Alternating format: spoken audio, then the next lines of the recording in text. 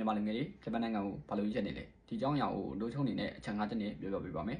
မြန်မာနိုင်ငံကနေဂျပန်နိုင်ငံကိုလာလို့ရတဲ့ဗီဇာအနေနဲ့ကတော့၄မျိုးထိရှိတာပဲဖြစ်ပါတယ်နံပါတ်1 student visa လို့ခေါ်တဲ့ကျောင်းသားဗီဇာနံပါတ်2 trainee visa လို့ခေါ်တဲ့အလုပ်တင်ဗီဇာနံပါတ်3လုပ်ကတဲ့ဗီဇာလို့ခေါ်တဲ့ကျွမ်းကျင်လုပ်သားဗီဇာနံပါတ်4 work visa ဆိုတဲ့လုပ်ငန်းခွင်ဗီဇာပေါ့နော်မြန်မာနိုင်ငံကနေဂျပန်နိုင်ငံကိုလာလို့ရတဲ့တရားဝင်ဗီဇာ၄မျိုးပဲဖြစ်ပါတယ်ဒီလိုမျိုးဗီဇာတွေအများကြီးရွေးချယ်လို့ရတဲ့နေရာမှာကျွန်တော်ကကျောင်းသားတစ်ယောက်အနေနဲ့ပြောပြပေးမှာပဲဖြစ်တယ်ကျောင်းသားတစ်ယောက်အနေနဲ့လုပ်ကိုင်လို့ရတဲ့လုပ်ငန်းတွေတော့အများကြီးပဲရှိတယ် convenience လို့လိုမျိုးစိုးဆိုင်နေမှာလုပ်မလားစားတောက်ဆိုင်နေမှာလုပ်မလားစက်ရုံနေမှာလုပ်မလားလုပ်ငန်းတွေအများကြီးပဲရွေးချယ်လို့ရတယ်လစာအနေနဲ့ကလည်းတော်တော်ကိုကောင်းတဲ့လစာတွေလို့ပြောလို့ရတယ်ကျောင်းသားတစ်ယောက်အနေနဲ့အခြေခံမြန်မာငွေ330ကနေ40ဝန်းကျင်လောက်ကတော့ဒါအခြေခံရှာနိုင်နေပေါ့နော်ကိုကစာတင်ကာလမှာဆိုရင်တော့အချိန်ပိုင်းလုပ်28နာရီလုပ်လို့ရတယ်ပေါ့နော်စာတင်ကာလပြီးဆုံးသွားပြီဆိုရင်တော့ full time job ဆိုတဲ့အချိန်ပြည့်လုပ်ကိုစတင်လုပ်ကိုင်လို့ရပြီပဲဖြစ်ပါတယ်နံပါတ်1အနာဂတ်နဲ့နည်းပညာဂျပန်နိုင်ငံက IT AI design စတဲ့နည်းပညာဘာသာရပ်တွေမှာရှေ့ဆုံးကရောက်နေတဲ့နိုင်ငံတစ်နိုင်ငံလို့ပြောလို့ရတယ်အသိပညာအနေနဲ့ကလည်းလုံးဝကိုရှာဖွေစူးစမ်းလုပ်ကောင်းတဲ့နိုင်ငံတစ်နိုင်ငံဖြစ်တယ်ဘာမှမလုပ်တဲ့လူတွေအတွက်ဘာမှမရဘူးဆိုပေမဲ့တကယ်လုပ်တဲ့လူတွေအတွက်တကယ်နေရာရတဲ့နိုင်ငံတစ်နိုင်ငံဖြစ်တယ်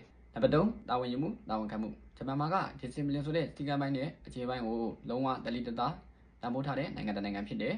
မိမိကိုယ်ကိုတန်ဖိုးထားတဲ့အောင်နဲ့ mindset ဖြစ်လာအောင်ပြင်ကြပြီးတော့မှာပဲဖြစ်တယ်မိမိရည်ချင်းနဲ့ညီမျှတဲ့အလုပ်ကိုင်တွေကိုလည်းတာဝန်ယူမှုတာဝန်ခံမှုရှိအောင်တစ်ဆင့်ပြီးတစ်ဆင့်နေကြပြီးတော့တဲ့နိုင်ငံတစ်နိုင်ငံဖြစ်တယ်နံပါတ်4တန်ရှင်းတက်ရမှုဂျပန်နိုင်ငံမှာကတန်ရှင်းတက်ရမှုနဲ့အေးချမ်းစွာနေထိုင်မှုဘဝကလုံးဝကိုနာမည်ကြီးတယ်ဥပမာအနေနဲ့ပြပြရင်အိုဆာကာမြို့ကကမ္ဘာမှာအလုံးကျုံဆုံးမြို့တစ်မြို့ဖြစ်နေရက်တည်နေတဲ့လူငယ်တွေကိုတန်ရှင်းတက်ရမှုကနိုင်ငံရဲ့တိုးတက်မှုရဲ့အခြေခံအကျဆုံးအချက်ဆိုတာကိုဂျပန်နိုင်ငံပြောပြပေးမယ်လို့ကျွန်တော်ယုံကြည်တယ်နံပါတ်5အတွေ့အကြုံနဲ့ဘဝတန်ဖိုးနိုင်ငံခြားမှာနေရတာကတန်ဖိုးရှိတဲ့အတွေ့အကြုံတွေကိုပတ်စံမကုန်မဲနဲ့လိလန်နေယူနိုင်တယ်ဘာသာရေးယဉ်ကျေးမှုလူမှုဆက်ဆံရေးစတဲ့မတူညီတဲ့ဘာသာရပ်တွေကိုနေရာတစ်ခုထဲမှာပဲလေ့လာနိုင်တဲ့အခွင့်အရေးတစ်ခုကိုကျွန်တော်တို့ပိုင်ဆိုင်ထားတာဖြစ်တယ်မှတ်ချက်အနေနဲ့ကတော့ဂျပန်လာတာခက်တယ်ခက်တဲ့လောက်လည်းပဲတန်နေအခက်အခဲအနေငယ်နဲ့ကိုယ့်ဘဝကိုပြောင်းလဲနိုင်မယ့်အခွင့်အရေးကြီးကိုပိုင်ဆိုင်နေတာကြောင့်ဖြစ်တယ်